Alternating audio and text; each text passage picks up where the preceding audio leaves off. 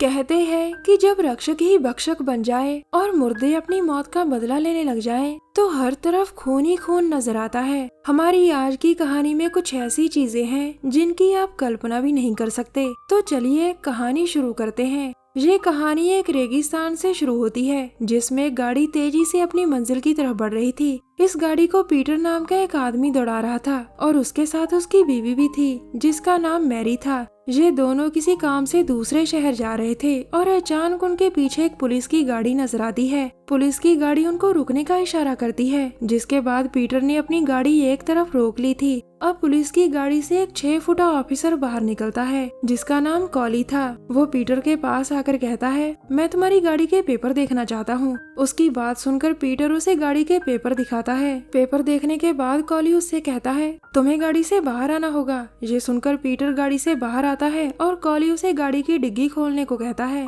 इसी बीच मैरी भी उनके पास आ जाती है और जब पीटर डिग्गी खोलता है तो कॉली की नजर एक पैकेट पर पड़ती है। वो जैसे ही उसे उठाता है तो मैरी उसे सफाई देने लगती है कि ये पैकेट हमारा नहीं है, मगर कॉली उसकी कोई बात नहीं सुनता और वो पैकेट को चेक करने लग जाता है। इस पैकेट में नशा था, जिसके बाद कॉली उन दोनों को अपने साथ चलने को कहता है। अब वो उन दोनों को साथ लेकर पुलिस स्टेशन की तरफ बढ़ रहा था, जिसके कारण पीटर और मैरी काफी डर चुके थे। रास्ते में वो दोनों ऐसी ऐसी चीजें देखते हैं जिन्हें देखकर किसी की भी रूह कांप जाए। थोड़ी ही देर में कॉली की गाड़ी एक कस्बे में पहुंच जाती है और इस कस्बे के हालात भी काफी खराब लग रहे थे। वैसे ये कस्बा पूरा वीरान पड़ा था और इंसानों का जहाँ नामो निशान नहीं था। कुछ ही देर में कॉली की गाड़ी एक पुलिस स्टेशन तक पहुंच गई थी। वो जैसे ही दरवाजा खोलकर मैरी को धकेलता है तो उसे एक बच्ची की लाश नजर आती है। लाश देखकर पीटर और मैरी बहुत डर गए थे और तभी कॉली अपनी गन निकालकर पीटर से कहता है, मुझे तेरी शक्ल जरा भी पसंद नहीं। इतना कहकर वो गन चलाता है, जिसके बाद पीटर की मौत हो जाती है।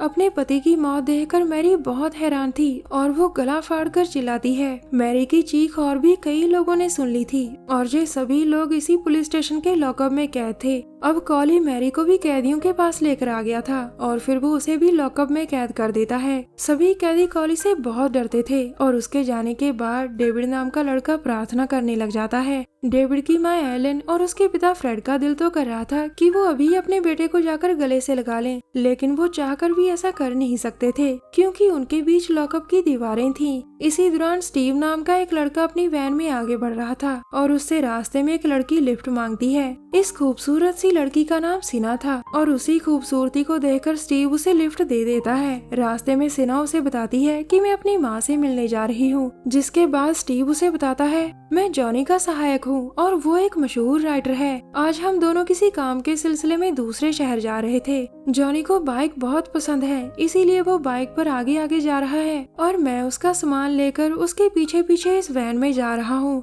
दूसरी तरफ स्टीव का बॉस यानी मशहूर राइटर जॉनी अपनी बाइक पर दूसरे शहर की तरफ जा रहा था। इसी बीच वो एक जगह रुककर बाथरूम करने लगता है और तभी उसके पास कॉली पहुंच जाता है। वो आकर पहले जॉनी का नाम पूछता है और फिर उसकी बाइक पर लगे बैग की तलाशी लेने लग जाता है। उसे बैग से एक पैकेट मिलता है, जिसे देखकर जॉनी कहता है, ये पैकेट मेरा नहीं है। जब मैं बाथरूम कर रहा था तभी तुमने ही इसे यहाँ रखा होगा। लेकिन कॉली उसकी कोई बात नहीं सुनता और उसे पकड़कर अपनी गाड़ी में डाल लेता है। दरअसल कॉली ऐसे ही काम करता था। वो लोगों को रास्ते में रोकता था और फिर मौका देखकर उनके पास नशे का पैकेट रख देता था ताकि वो उन्हें पकड़कर अपने साथ ले जा सके। कुछ ही देर बाद वो जॉनी को लेकर पुलिस स्टेशन में पहुंच गया था और फिर वो उससे कहता है, मेरी दुनिया में तुम्हारा स्वागत है जॉनी। इसके बाद कॉली थोड़ी देर आराम करता है और इसी दौरान उसकी स्किन खराब होने लगती है। अचानक तभी वो जल्दी जल्दी वो लॉकअप खोलता है जिसमें एलन और फ्रेड थे। लॉकअप खोलकर वो एलन से कहता है, चलो बाहर आओ एलन, वरना मैं इस बार तुम्हारे पति को मार दूंगा। उसकी बात सुनकर सभी डर जाते हैं क्योंकि कॉली ने कुछ देर पहले एलन की बेटी को भी मार दिया था। एलन उसकी बात मानकर बाहर आ जाती है, जिसके बाद वो उसे अपने साथ ले जाता है। कुछ देर बाद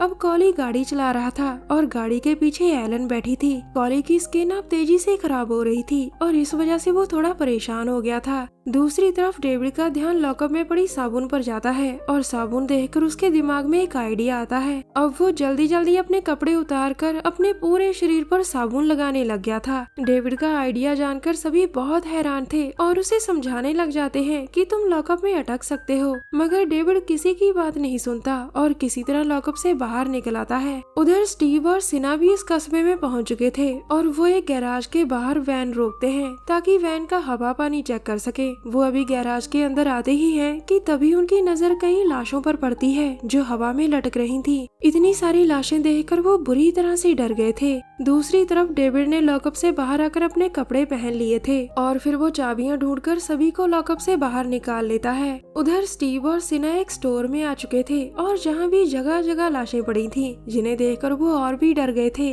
वो जल्दी जल्दी स्टोर से बाहर निकलते हैं और तभी उन्हें बाकी के लोग भी मिल जाते हैं जो लॉकअप में बंद थे। अब सभी जल्दी जल्दी स्टीव की वैन में बैठकर वहाँ से जाने लगते हैं। दूसरी तरफ पुलिस स्टेशन में एलन आती है जो पूरी तरह से बदल चुकी थी। उसकी स्किन बिल्कुल वैसी ही हो गई थी जैसी कॉली की स्किन थी। उधर स्टीव ने एक थिएटर के बाहर वैन रोक दी थी, जिसके बाद सभी लोग थिएटर में आ जाते हैं। दरअसल उन्हें यहाँ टॉम लेकर आया था क्योंकि वो कॉली को धोखा देना चाहता था। टॉम का मानना था कि जब कॉली को पता चलेगा कि लॉकअप से सभी भाग चुके हैं तो कॉली सबसे पहले हाईवे की तरफ जाएगा ताकि वो उन्हें फिर से पकड़ सके। अब टॉम बाकियों से कहता है कॉली सपने में भी नहीं सोच सकता कि हम इस पुराने थिएटर में हैं और वो हमें हाईवे पर ढूंढता रहेगा। रात को जंगली जानवरों का खतरा है, इसलिए हम सुबह होते ही कस्बे से निकलेंगे। टॉम की बात से सभी सहमत थे और वो आज की रात यहीं बिताने का फैसला करते हैं। इसके बाद टॉम उन्हें बताता है मैं इसी कस्बे में रहता था और कॉली मेरा बहुत अच्छा दोस्त था। पिछले हफ्ते कॉली को पता नहीं क्या हुआ, वो अचानक से बदल गया। बदलने के बाद उसने कुछ ही दिनों में कस्बे के सभी लोगों को मार दिया और मुझे पकड़कर लॉकअप में डाल दिया। उसकी बात सुनकर सभी हैरान थे और उसी समय एक बड़ी सी बिल्ली वैन के पास आ गई थी। थोड़ी देर बाद टॉम बाथरूम में आता है और उसके हाथ में गन थी। ये गन उसे थिएटर के स्टोर से मिली थी, जिसके बाद सभी ने अपनी अपनी पसंद की गन उठा ली थी। टॉम अभी बाथरूम में पहुंचा ही था कि तभी खिड़की का शीशा तोड़कर बिल्ली टॉम पर हमला कर देती है और उसकी चीखें सुनकर सभी उसकी तरफ भागते हैं। वो जैसे ही बाथरूम में आते हैं तो देखते हैं कि एक बड़ी सी बिल्ली टॉम को नोच रही थी।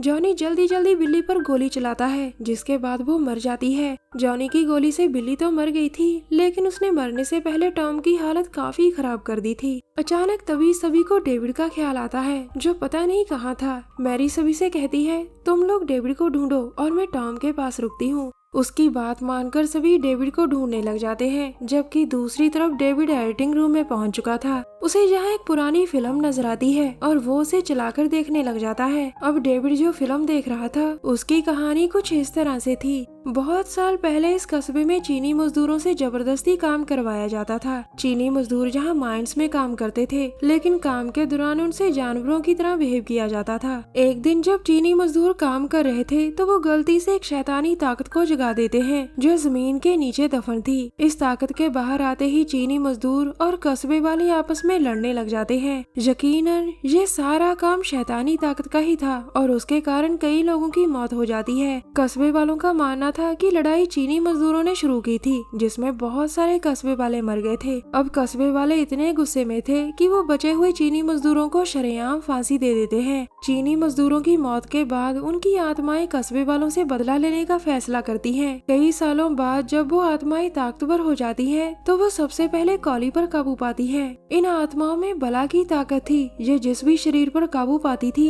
वो थोड़े ही दिनों में नष्ट हो जाता था। कॉली का तगड़ा शरीर कुछ दिन तो इन आत्माओं को झेल पाता है, लेकिन जब उसका शरीर नष्ट होने लगता है तो आत्माएं एलन के शरीर में चली जाती हैं। पूरी फिल्म देखकर डेविड सब समझ गया था कि यहाँ क्या क्या हुआ था। कुछ देर बाद टॉम तड़प तड़प कर मर गया था और तभी मैरी को बाहर से कोई आवाज सुनाई देती है। वो जैसे ही खिड़की से बाहर देखने लगती है तभी एलन उसे पकड़कर बाहर खींच लेती है। बाहर आकर मैरी उसका मुकाबला करने की कोशिश करती है, लेकिन एलन एक जोरदार वार करती है और मैरी बेहोश हो जाती है। उधर डेविड अपने साथियों के पास पहुंच गया था और उन्हें सब बताता है कि इस कस्बे में क्या क्या हुआ था। उसकी बात सुनकर सभी उस माइन में जाने का फैसला करते हैं जहाँ कभी चीनी मजदूर काम किया करते थे। सभी को लग रहा था कि जरूर इन आत्माओं का कनेक्शन माइन से है और वहाँ जरूर कुछ होगा। दूसरी तरफ मैरी को होश आ चुका था और वो इस समय घर में थी। वो जैसे ही बाहर निकलने लगती है तो घर के बाहर पड़ी लाशें देखकर एक बार तो वो बुरी तरह से डर जाती है, मगर वो हिम्मत से काम लेकर बाहर आ चुकी थी। और तभी एलन एलन की नजर उस पर पड़ती है। उसे सामने देखकर मैरी जल्दी जल्दी पुलिस की गाड़ी की तरफ दौड़ती है, लेकिन वो जैसे ही उसके अंदर बैठती है तभी एलन भी उसके पास पहुंच जाती है।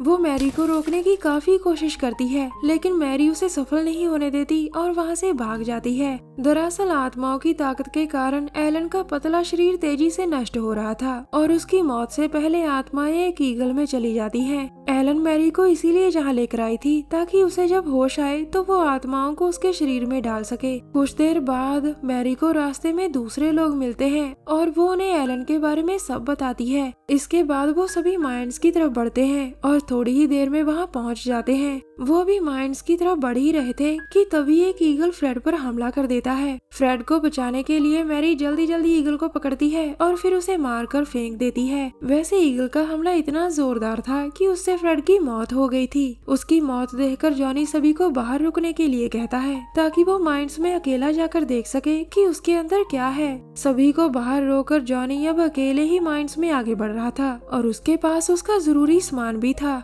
वो जल्द ही एक खास जगह पर पहुंच जाता है और इस जगह में एक बड़ा सा लाल गड्ढा था। जॉनी जैसे ही गड्ढे के पास पहुंचता है तो उसे चीनी मजदूरों की आत्माएं नजर आती हैं। ये तो भला हो कि जॉनी जल्दी जल्दी हेलमेट पहन लेता है, वरना आत्माएं उस पर भी काबू पा लेती। अब आत्माएं गुस्से में आकर उसे गड्ढे में खींचती हैं, जिसके बाद जॉनी गड्ढे में गिरकर जख्मी हो जाता है। उसे इस गड्ढे में एक रेड होल नजर आता है और तभी आत्माएं उससे कहती है इस होल से दूर रहो। ये सुनकर जॉनी उसमें बारूद भरने लग जाता है जो उसे थिएटर के स्टोर से मिला था। वो ये बारूद चोरी छुपे अपने साथ लेकर आया था ताकि जरूरत पड़ने पर वो माइंस को उड़ा सके। आखिर में वो रेड होल में एक बुलेट डालता है और फिर अपनी गन से बुलेट पर फायर करता है। अब होता है एक बड़ा सा धमाका और इस धमाके में पूरी माइन उड़ जाती है। कहानी के आखिर में जॉनी की मौत हो गई थी, लेकिन उसने अपनी जान देकर बाकियों की जिंदगी बचा ली थी। हमारी वीडियो देखने के लिए धन्यवाद। प्लीज हमारे चैनल को जरूर सब्सक्राइब करें। मिलते हैं अगली वीडियो में, तब तक के लिए नमस्कार।